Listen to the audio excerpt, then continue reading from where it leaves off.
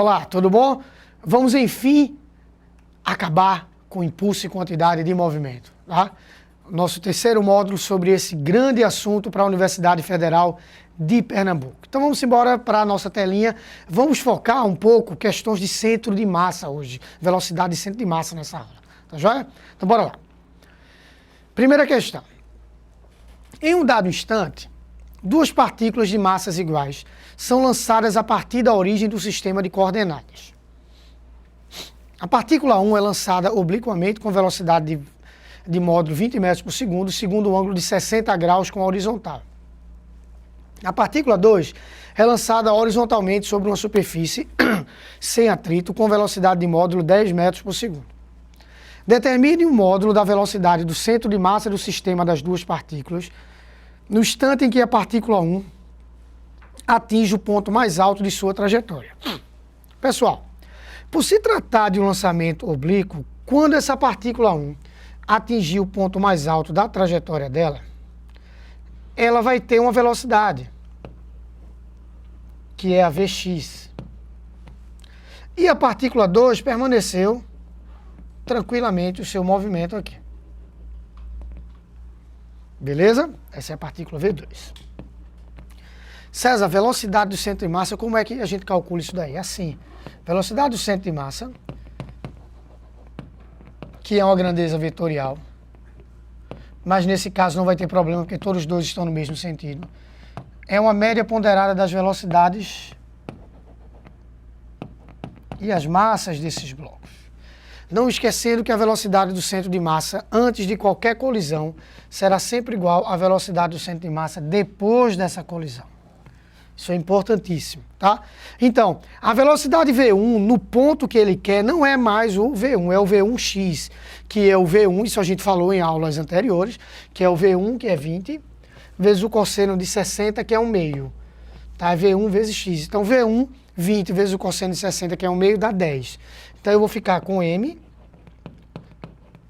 vezes 10 mais m vezes 10 dividido por m mais m.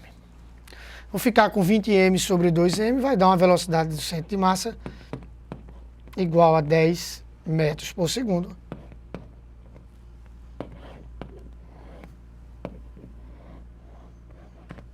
Beleza? Então, a velocidade do centro de massa é de 10 metros por segundo. Tranquilo, né? Ficamos com 20m sobre 2m, cortamos 10 metros por segundo. Então, introduzir o conceito de velocidade de centro de massa para vocês aí. A segunda questão também trata sobre centro de massa, certo? Algumas pessoas podem fazer sem essa ideia, mas é interessante que seja feito assim. Um casal de patinadores pesando 80 kg e 60 kg, parados um de frente para o outro, empurram-se bruscamente, de modo a se movimentarem em sentidos opostos sobre uma superfície horizontal sem atrito. Então aí terá uma conservação da quantidade de movimento, consequentemente terá uma conservação da velocidade do centro de massa. Num determinado instante, o patinador mais pesado encontra-se a 12 metros do ponto onde os dois se empurraram. Calcule a distância em metros que separa os dois patinadores nesse instante. Percebam, o patinador mais pesado ele vai sair com uma velocidade menor do que o patinador mais leve. Ele vai afastar-se de 12 metros, tá, em relação ao ponto onde eles estavam. Mas lembre-se que antes eles estavam parados. Então, se você quiser entender por centro de massa essa questãozinha, a velocidade do centro de massa antes era 0. Então, a velocidade do centro de massa depois também deverá ser 0. Consequentemente, esses dois patinadores aí, eles têm que se movimentar com velocidades que sejam inversamente proporcionais às massas deles. César, mas eu faria isso por quantidade de movimento. É a mesma coisa. Mas é isso que a gente precisa entender. Você precisa entender. Se a gente colocar aqui quantidade de movimento antes igual a quantidade de movimento depois, você terá aqui M1, antes era 0, né? Depois 80 vezão, 60 vezinho, que vai me dar Vzinho igual a 4/3 de Vzão. Em módulo, tá? Que eles têm sentidos opostos. Isso comprova que o patinador mais leve tem uma velocidade maior que o patinador mais pesado. Isso vai influenciar nas distâncias. Os ΔS também. Do pequeno, deixa eu colocar, do patinador 1, vou chamar aqui de 1 e 2, tá? Esse aqui é 1 e o outro é 2. Esse aqui é o 2. Então, o ΔS do 1 também é 4/3 do ΔS do 2. Que é uma superfície sem atrito, então os movimentos são uniformes. Consequentemente, se um andou, se o 2 andou 12 metros,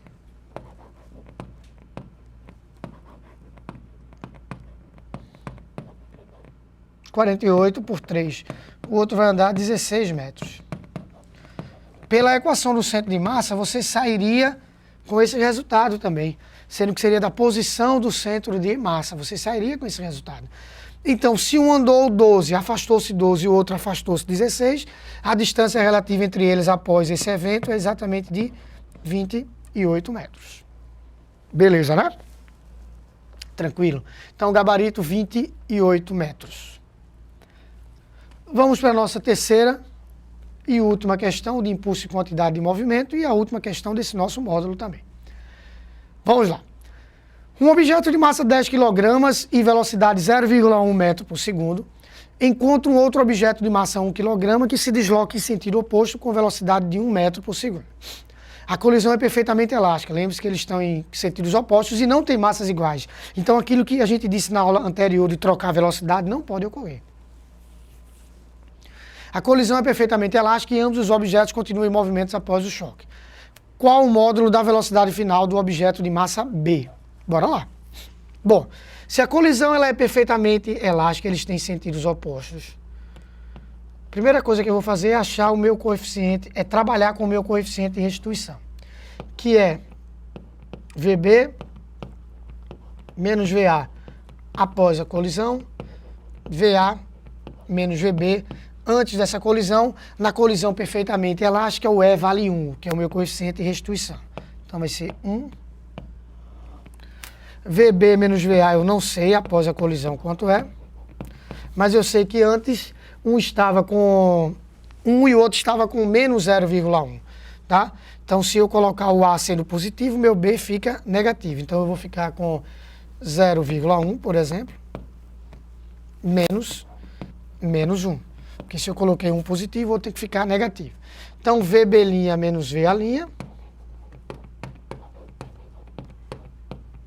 dá 1,1, o que me dá que VB, apesar de que ele pede a velocidade de VA, né? Então, VA é igual a VB', né? Menos 1,1. Então, VA' é VB' menos 1,1. Aí eu agora vou para a conservação da quantidade de movimento. E no lugar de VA', eu vou escrever VB' menos 1,1. Tá? Então, eu vou dizer que a quantidade de movimento antes, quantidade depois. Antes, MA, VA. Lembre-se que o VA você colocou como ele sendo positivo. De B vai ser 1 vezes o VB que você colocou como sendo negativo, menos 1. Isso aqui é antes. Depois, MA, VA, você não sabe quem é, mas você vai substituir isso por VB menos 1,1, mais VB, MB, que é 1, vezes o VB, que eu não sei quanto é, que é isso que eu estou querendo encontrar. Então, eu aqui fico com 1 menos 1 igual a 10. Quem é VA? É VB menos 1,1 mais VB. Do lado de cá eu fiquei com 0. Aqui eu fiquei com 10 VB menos 11 mais VB. 11 VB igual a 11 VB deu 1